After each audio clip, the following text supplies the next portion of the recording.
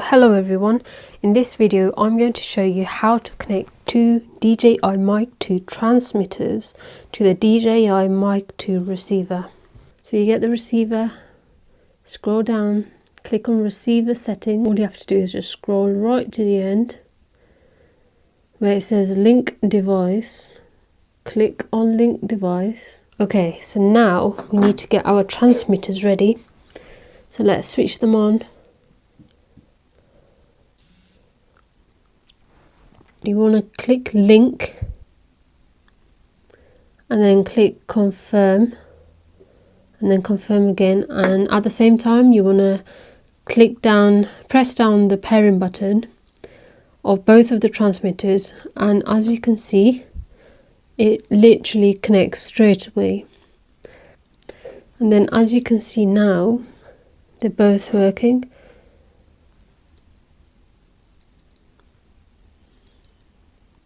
And that's it.